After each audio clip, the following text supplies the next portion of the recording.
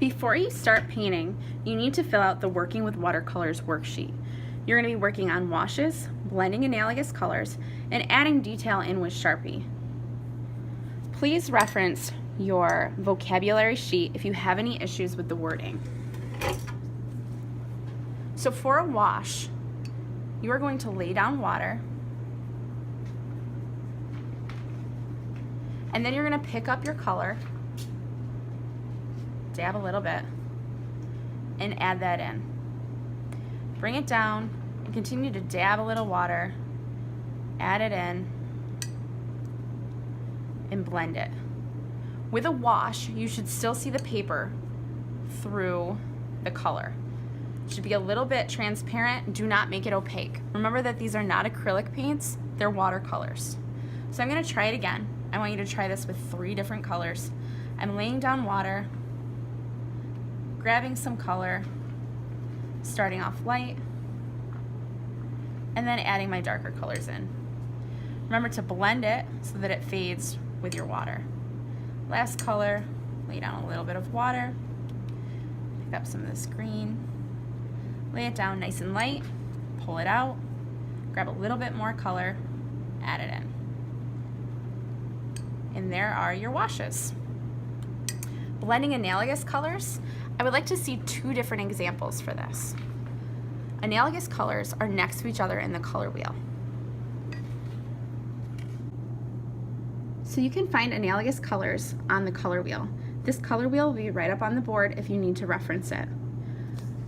So an example of analogous colors would be red and orange, or orange and yellow, or green and blue, and so on.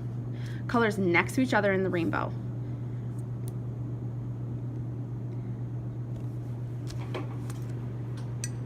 So to blend my analogous colors, I might pick up blue.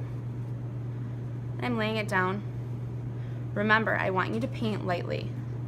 If you grab your watercolors and a lot in your brush and lay that down, you cannot see the paper through that. That is not what I'm looking for. Nice light wash. Now I'm going to lay down a little bit of water, and I'm going to take my green and I'm going to go from this way and blend it in. If I want to get really crazy, I can grab some of this lighter green and add that in there. And there's an example of blending analogous colors. And then the last box, I just kind of want you to go crazy with your watercolors. Practice blending all sorts of analogous colors across the paper. Have thicker spots, have lighter spots. The more you play with the watercolor and the more shapes you let it have and just leave, the better your Sharpie details are going to become. All right.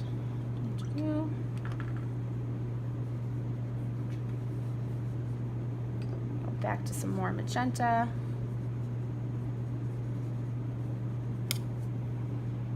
And that's what I want to see on your Working with Watercolors worksheet. Now what you're going to do is you're going to add detail to your watercolor using Sharpie marker. So what you're going to do is you want to find shapes within your color, places where you see highlights, shadows, where it goes to a different color, and you are going to outline those shapes. This is just going to add a little bit more detail to your animal and make it a little bit more interesting.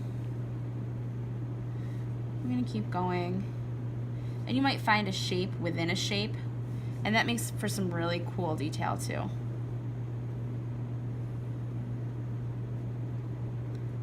Don't be afraid to go around the edges. You are going to do that when it comes to your glue. So you're going to go around this whole thing so that it eventually looks something like this. You are now going to work on adding color to your animal with your watercolor washes. So you want to have your paint palette, your painting, your cup of water, and then a small brush and a large brush.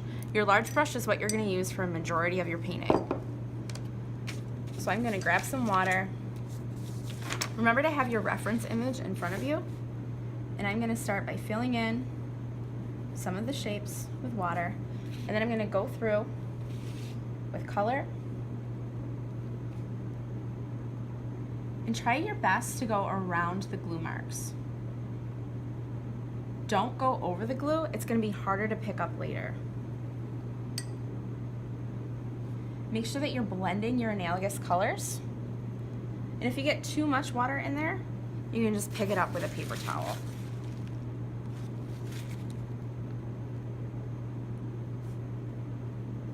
Everything should be blended.